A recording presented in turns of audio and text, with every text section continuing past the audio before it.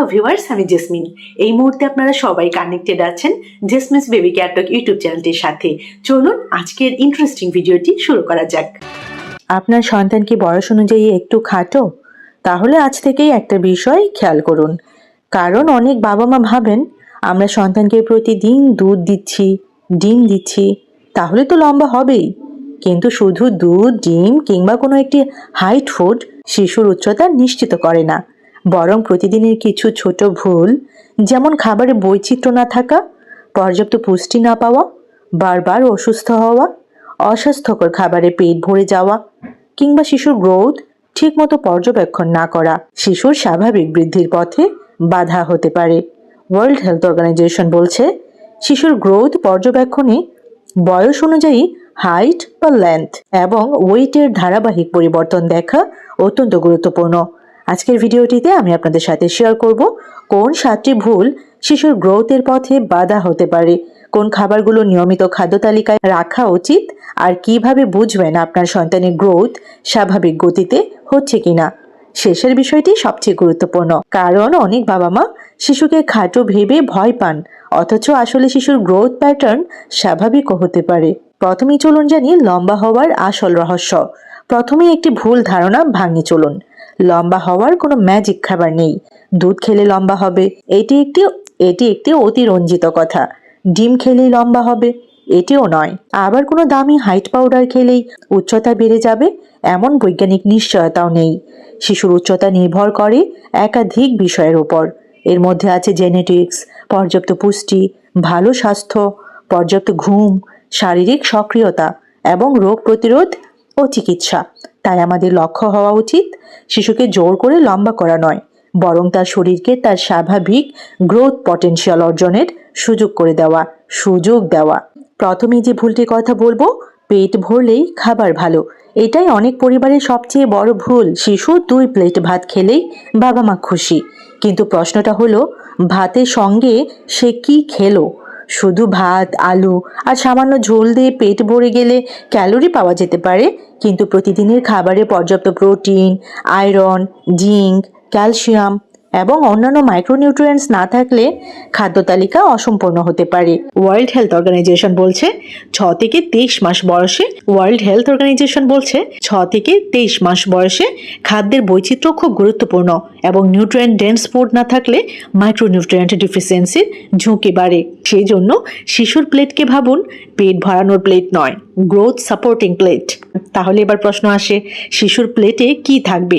একটি সহজ ফর্মুলা মনে রাখুন। প্রোটিন সোর্স: ডিম, মাছ, মাংস, ডাল, দুধ অথবা দই। বয়স এবং পরিবারের খাদ্যাভ্যাস অনুযায়ী অবশ্যই বাচ্চা প্লেটে রাখুন। 2 নম্বরে যে খাবারটি কথা বলবো, শাকসবজি, বিভিন্ন রঙের শাকসবজি। 3 নম্বরের খাবারটি হচ্ছে ফল, মৌসুমী ফল।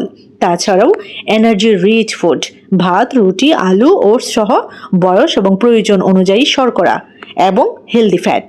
খাবারের প্রয়োজন অনুযায়ী স্বাস্থ্যকর চর্বির উৎস।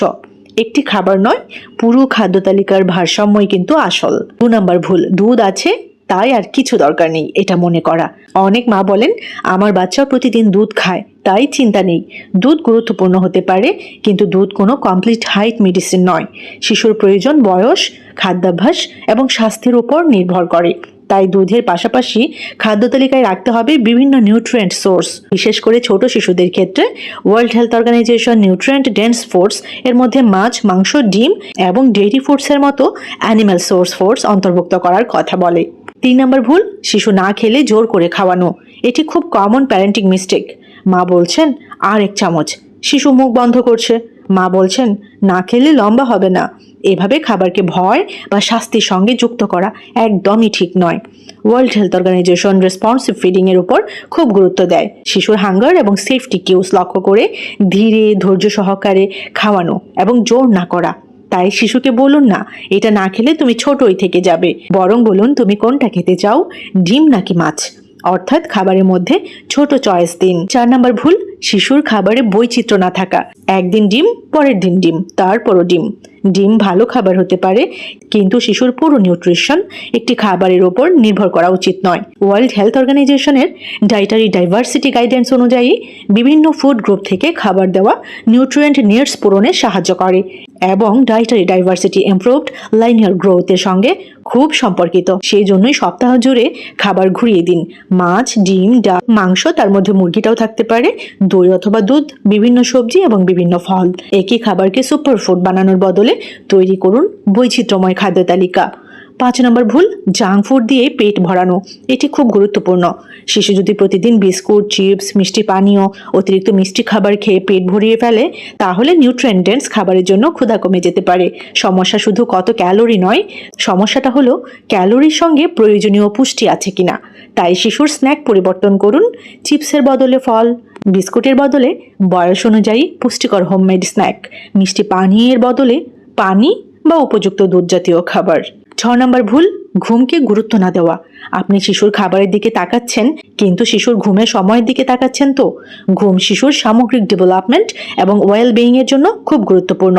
আমেরিকান একাডেমি অফ পেডিয়াট্রিক্সের হেলদি চিলড্রেন ও নিউট্রিশন ও ফিজিক্যাল অ্যাক্টিভিটির পাশাপাশি স্লিপকে শিশুর ডেভেলপমেন্টের গুরুত্বপূর্ণ অংশ হিসেবে উল্লেখ করে।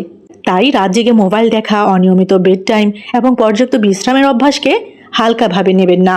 হেলদি গ্রোথের জন্য শুধু খাবার নয়, হেলদি রুটিনও দরকার। 7 নম্বর ভুল, আমার সন্তান ছোট তাই নিশ্চয়ই খাবারের সমস্যা। এখানে সবচেয়ে বড় ভুল হতে পারে দুজন শিশুকে পাশাপাশি দাঁড় করিয়ে একজন 4 ফুট আর একজন 3 ফুট 8 ইঞ্চি দেখেই সিদ্ধান্ত নেওয়া যাবে না যে দ্বিতীয় শিশুর সমস্যা আছে, কারণ জেনেটিক্স এবং প্যারেন্টাল স্ট্যাচিউর শিশুর গ্রোথ প্যাটার্নে গুরুত্বপূর্ণ ভূমিকা রাখে। সিডিসি গ্রোথ চার্ট গাইডেন্স এবং প্যারেন্টাল স্ট্যাচিউর বার্থ ফ্যাক্টরস এবং অন্যান্য হেলথ ফ্যাক্টরস বিবেচনা করার কথা বলে। সেই জন্যই একটি মেজারমেন্ট দেখে ভয় পাবেন না, বরং সময় ধরে হাইট, লেন্থ এবং ওয়েট মাপুন এবং গ্রোথ চার্টে ট্র্যাক করুন। একটি মেজারমেন্টের চেয়ে গ্রোথ ট্রেন্ড বেশি গুরুত্বপূর্ণ। এখন আসি সবচেয়ে গুরুত্বপূর্ণ প্রশ্নে, কি খেলে শিশু লম্বা হবে? এখানে আমি আপনাকে কোনো ম্যাজিক 10টি খাবার দেব না, আমি আপনাদের সাথে শেয়ার করব গ্রোথ সাপোর্ট ফুড ক্যাটাগরিজ। প্রথম খাবারটি হচ্ছে ডিম। ডিম প্রোটিন এবং বিভিন্ন মাইক্রোনিউট্রিয়েন্টের উৎস। বয়স অনুযায়ী শিশুর খাদ্য তালিকায় ডিম রাখা যেতে পারে যদি শিশুর জন্য উপযোগী হয় এবং অ্যালার্জি, চিকিৎসাগত সমস্যা যদি না থাকে। 2 নম্বর খাবারটি হচ্ছে মাছ। বাংলাদেশের পরিবারের জন্য এটি খুবই প্র্যাকটিক্যাল ফুড। মাছ প্রোটিনের পাশাপাশি বিভিন্ন গুরুত্বপূর্ণ নিউট্রিয়েন্ট দিতে পারে। ছোট মাছ ও খাদ্য তালিকায় বৈচিত্র্য আনার ভালো উপায় হতে পারে এটি। 3 নম্বর খাবারটি হচ্ছে দুধ এবং দই। ক্যালসিয়াম এবং প্রোটিনের উৎস হিসেবে উপকারী হতে পারে দুধ এবং দই। তবে মনে রাখবেন, দুধ মানে গ্রোথের একটি অংশ, পুরো গ্রোথ প্ল্যান নয়। 4 নম্বর খাবারটি হচ্ছে ডাল এবং অন্যান্য ডাল জাতীয় খাবার। শুধু মাংস খেলেই প্রোটিন নয়, ডালও খাদ্য তালিকায় প্রোটিন যোগ করতে পারে। ভাত, ডাল, সবজি, মাছ এবং ডিম, এই ধরনের ব্যালেন্সড কম্বিনেশন অনেক বেশি বাস্তবসম্মত। 5 নম্বর খাবারটি হচ্ছে সবুজ এবং রঙিন শাকসবজি। 5 নম্বর খাবার, এটি হচ্ছে সবুজ রঙিন সবজি। শিশুকে শুধু আলু খাওয়াবেন না, লাল, সবুজ, হলুদ বিভিন্ন রঙের সবজি ঘুরিয়ে দিন, কারণ ফুড ডাইভার্সিটি মানে শুধু স্বাদ নয়, বিভিন্ন মাইক্রোনিউট্রিয়েন্ট পাওয়ার সুযোগও। 6 নম্বর খাবারটি হচ্ছে মৌসুমী ফল। ফলকে লম্বা করার ঔষধ ভাববেন না, বরং ভিটামিন, মিনারেল, ফাইবার এবং ওভারঅল হেলদি ডায়েটের অংশ হিসেবে দিন। 7 নম্বর খাবারটি হচ্ছে বাদাম এবং বীজ। বয়স অনুযায়ী নিরাপদভাবে এবং অ্যালার্জি কনসিডারেশন রেখে দেওয়া যেতে পারে। বিশেষ করে ছোট শিশুদের ক্ষেত্রে ওল নাটস টকিং হ্যাজার্ড হতে পারে, তাই বয়স এবং ডেভেলপমেন্টাল অ্যাবিলিটি অনুযায়ী নিরাপদ ফর্ম ব্যবহার করা খুব জরুরি। এবার যে বিষয়টি কথা বলবো সবচেয়ে গুরুত্বপূর্ণ অংশ, প্রথম 2 বছরে কি করবেন। ওয়ার্ল্ড হেলথ অর্গানাইজেশন বলছে 6 মাস বয়সের কাছাকাছি শিশুর নিউট্রিয়েন্ট এবং energy needs breast milk alone এর বাইরে যেতে শুরু করে, তাই কমপ্লিমেন্টারি ফুড প্রয়োজন হয়। এই সময়ে খাবার যথেষ্ট বৈচিত্র্যময় এবং নিরাপদ হওয়া খুব জরুরি। তাই 6 মাসের পর একই খাবার বারবার নয়, ধীরে ধীরে টেক্সচার এবং ভ্যারাইটি বাড়ান। 6 থেকে 8 মাসে সাধারণত কমপ্লিমেন্টারি ফুড 2 থেকে 3 বার দেওয়া হয়। 9 থেকে 23 মাসে সাধারণত 3 থেকে 4 বার মিল এবং প্রয়োজন অনুযায়ী স্ন্যাক দেওয়া হয় ওয়ার্ল্ড হেলথ গাইডেন্স অনুযায়ী। এবার আমি আপনাদের সাথে গ্রোথ প্লেট ফর্মুলা শেয়ার করব। আপনার শিশুর প্রতিদিনের খাবারকে মনে রাখুন 5টি শব্দে: protein, variety, calcium rich foods, fruits and vegetables, energy. আর এর সঙ্গে যোগ করুন স্লিপ, প্লে এবং হেলথ মনিটরিং। এটাই বাস্তবসম্মত গ্রোথ সাপোর্ট স্ট্র্যাটেজি। এবার চলুন জানি ব্যায়াম করলে কি শিশু বেশি লম্বা হবে? এখানেও অনেক ভুল ধারণা আছে। ব্যায়াম শিশুর স্বাভাবিক শারীরিক বিকাশ, হাড় এবং ওভারঅল হেলথের জন্য খুব গুরুত্বপূর্ণ, কিন্তু প্রতিদিন 100 বার ঝুললে 3 ইঞ্চি লম্বা হবে এমন বৈজ্ঞানিক নিশ্চয়তা নেই। আমেরিকান একাডেমি অফ পেডিয়াট্রিক্সের তথ্য অনুযায়ী রেগুলার ফিজিক্যাল অ্যাক্টিভিটি স্বাভাবিক ফিজিক্যাল ডেভেলপমেন্টের জন্য খুব গুরুত্বপূর্ণ, কিন্তু অত্যন্ত স্ট্রেনাস এক্সারসাইজ শিশুকে দ্রুত বা বেশি বড় করে এমন প্রমাণ নেই। তাই শিশুকে খেলতে দিন, দৌড়াতে দিন, লাফাতে দিন, বাইরে খেলতে দিন, কিন্তু হাইট এক্সারসাইজ নাম দিয়ে অস্বাভাবিক ওয়ার্কআউট করানোর প্রয়োজন নেই। কিভাবে বুঝবেন শিশুর গ্রোথ ঠিক আছে? এটি প্রত্যেক বাবা মায়ের জানা উচিত। প্রথমে শিশুর বয়স, লিঙ্গ, হাইট, লেন্থ এবং ওয়েট সঠিকভাবে মাপুন। তারপর উপযুক্ত গ্রোথ চার্টে প্লট করুন। ওয়ার্ল্ড হেলথ গ্রোথ স্ট্যান্ডার্ড শিশুদের গ্রোথ মনিটর করতে ব্যবহৃত হয়। সিডিসি গাইডেন্সও দেখায় যে একবারের মেজারমেন্ট যথেষ্ট নয়। ধারাবাহিক মেজারমেন্টস দিয়ে গ্রোথ প্যাটার্ন দেখা বেশি অর্থবহ। অর্থাৎ আজ হাইট কম মনে হলো, ভয় নয়, কয়েক মাসের ট্রেন্ড দেখুন। যদি গ্রোথ খুব ধীর হয়ে যায়, হাইট এবং ওয়েট কার্ভ স্বাভাবিকভাবে নিচে নামতে থাকে, শিশুর ওজন না বাড়ে, দীর্ঘদিন অসুস্থ থাকে বা নিউট্রিশন নিয়ে উদ্বেগ থাকে, তাহলে শিশু রোগ বিশেষজ্ঞের পরামর্শ নিন। কখন অবশ্যই ডাক্তার দেখাবেন? যদি শিশুর গ্রোথ দীর্ঘ সময় ধরে থেমে আছে বলে মনে হয়, ওজন বা উচ্চতা প্রত্যাশিতভাবে বাড়ছে না, বারবার ডায়রিয়া বা সংক্রমণ হচ্ছে, দীর্ঘদিন ক্ষুধা কম, দীর্ঘস্থায়ী কোনো রোগের লক্ষণ আছে, শিশুর গ্রোথ চার্টে ধারাবাহিকভাবে সমস্যা দেখা যায়, তাহলে শুধু হাইট ফুড খুঁজবেন না। কারণ গ্রোথ ফ্ল্যাটারিং এর পেছনে নিউট্রিশন ছাড়াও রিপিটেড ইনফেকশন, ক্রনিক ডিজিজ বা অন্যান্য কারণ থাকতে পারে। ওয়ার্ল্ড হেলথ অর্গানাইজেশন স্টান্টিং ফ্রেমওয়ার্কে পোর নিউট্রিশন এবং রিপিটেড ইনফেকশন সহ একাধিক কারণের কথা বলা হয়েছে। সবচেয়ে বড় মিথ বাস্টিং আপনাদের সাথে শেয়ার করব। দুধ খেলেই লম্বা হবে, জিম খেলেই লম্বা হবে, একটা পাউডার খেলেই হাইট বেড়ে যাবে, ঝুললে কয়েক ইঞ্চি বাড়বে, খাটো মানেই পুষ্টির অভাব, এর কোনোটিই এত সরলভাবে সত্য নয়। বরং সত্য হলো শিশুর জেনেটিক পটেনশিয়াল আছে, পর্যাপ্ত এবং বৈচিত্র্যময় নিউট্রিশন দরকার, ইলনেস ও ইনফেকশন নিয়ন্ত্রণ খুব গুরুত্বপূর্ণ, স্লিপ এবং ফিজিক্যাল অ্যাক্টিভিটি খুব গুরুত্বপূর্ণ, গ্রোথ নিয়মিত মনিটর করা দরকার। সবসময় মনে রাখবেন আপনার সন্তানকে অন্য শিশুর সঙ্গে কম্পেয়ার করবেন না। ও তোমার চেয়ে লম্বা, তুমি এত ছোট কেন? এই কথাগুলো শিশুর কনফিডেন্স কমাতে পারে। আপনার কাজ হলো শিশুর শরীরকে তার নিজের সর্বোচ্চ সুস্থ গ্রোথের সুযোগ দেওয়া। শিশুকে খাবার দিন, খেলতে দিন, ঘুমাতে দিন, ভালোবাসুন আর নিয়মিত গ্রোথ মনিটর করুন। তাহলে আজকের ভিডিও থেকে মাত্র 5টি কথা আপনি মনে রাখুন। 1. একটি খাবার শিশুকে লম্বা করে না। 2. খাদ্যের বৈচিত্র্য অত্যন্ত গুরুত্বপূর্ণ। 3. 6 থেকে 23 মাসের কমপ্লিমেন্টারি ফিডিং পিরিয়ড বিশেষ গুরুত্বপূর্ণ। 4. ঘুম, খেলাধুলা ও ওভারঅল হেলথকে খাবারের মতোই গুরুত্ব দিন। 5. শিশুকে অন্যের সঙ্গে নয়, তার নিজের গ্রোথ ট্রেন্ডের সঙ্গে কম্পেয়ার করুন। আর একটা কথা, শিশুর হাইট নিয়ে ভয় পাওয়ার আগে গ্রোথ চার্ট দেখুন।